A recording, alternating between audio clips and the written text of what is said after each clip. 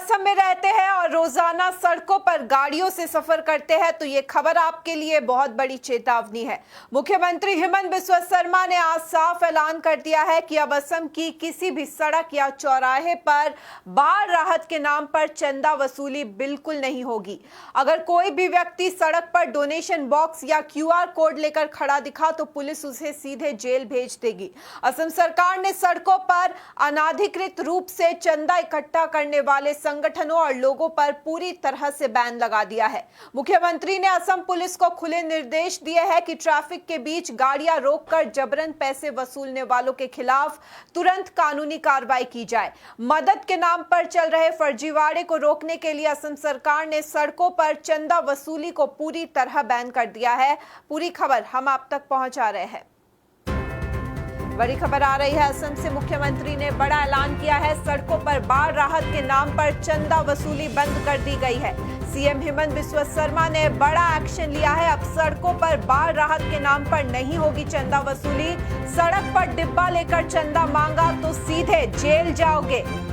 बाढ़ पीड़ितों के नाम पर अवैध वसूली का खेल खत्म हो चुका है। असम में पुलिस को सख्त निर्देश दिए गए हैं। बाढ़ पीड़ितों के नाम पर अब नहीं होगी अवैध वसूली। QR कोड दिखाकर चंदा मांगने वालों को अब नहीं छोड़ेगी पुलिस। असम में आज से लागू हो गया है ये सख्त नियम। अब रास्ते में डोनेशन बॉक्स लेकर चंदा नहीं मांग पाएंगे। अगर आप असम में रहते हैं और रोजाना सड़कों पर गाड़ियों से सफर करते हैं तो आज की ये खबर आपके लिए बहुत ही ज्यादा जरूरी है।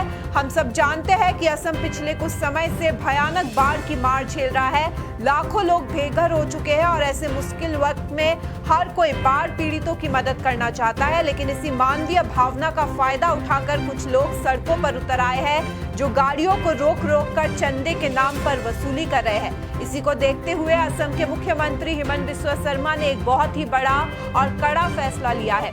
सरकार ने ऐलान किया है कि अब असम की किसी भी सड़क या चौराहे पर बाढ़ राहत के नाम पर चंदा वसूली बिल्कुल नहीं होगी। अगर कोई ऐसा करता हुआ पाया गया तो पुलिस उसे सीधे जेल भेज देगी।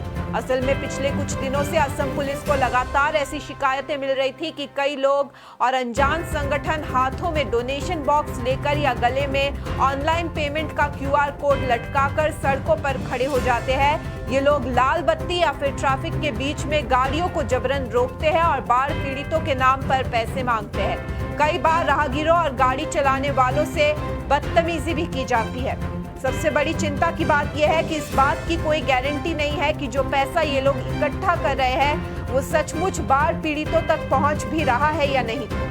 इसी फर्जीवाड़े और अवैध वसूली को रोकने के लिए सीएम हेमंत बिस्वा शर्मा ने यह सख्त कदम उठाया है। मुख्यमंत्री ने साफ साफ कह दिया है कि असम की सड़कों पर किसी भी व्यक्ति या संस्था को डोनेशन बॉक्स या QR कोड के साथ खड़े होने की इजाजत बिल्कुल नहीं दी जाएगी। उन्होंने असम पुलिस को खुले निर्देश दे दिए हैं कि जैसे ही कोई सड़क पर चंदा मांगता हुआ दिखे उसके खिलाफ तुरंत कानूनी कार्रवाई की जाए और उसे हवालात में डाला जाए। सरकार का मानना है कि चंदा मांगने के बहाने सड़कों पर ट्रैफिक जाम होता है, जिससे आम जनता को भारी परेशानी का सामना करना पड़ता है।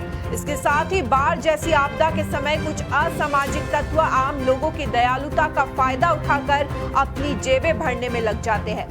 सरकार इस तरह के किसी भी धंधे को अब असम में बर्दाश्त नहीं करेगी। अगर आप सचमुच असम के बाढ़ पीड़ितों की मदद करना चाहते हैं तो फिर इसके लिए असम सरकार ने साफ तौर पर सलाह दी है कि आप किसी भी ऐरे गैरे व्यक्ति को सड़क पर पैसे देने के बजाय केवल आधिकारिक और सही माध्यमों से ही दान करें।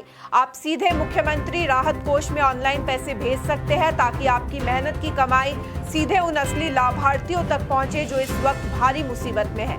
असम के मुख्यमंत्री हेमंत बिस्वा शर्मा ने सड़कों पर बाढ़ राहत के नाम पर चंदा वसूली करने पर पूरी तरह से बैन लगा दिया है। सीएम ने साफ चेतावनी दी है कि अब कोई भी व्यक्ति या संगठन सड़क पर डिब्बा लेकर या QR कोड दिखाकर चंदा नहीं मांग सकेगा। असम पुलिस को सख्त आदेश दिए गए हैं कि गाड़ी रोकने वाले और जबरन वसूली करने वालों को तुरंत गिरफ्तार किया जाए। सरकार का कहना है कि मदद के नाम पर कुछ लोग फर्जीवाड़ा कर रहे हैं। अगर आप सचमुच बाढ़ पीड़ितों की मदद करना चाहते हैं तो केवल मुख्यमंत्री राहत कोष में ही पैसे भेजें।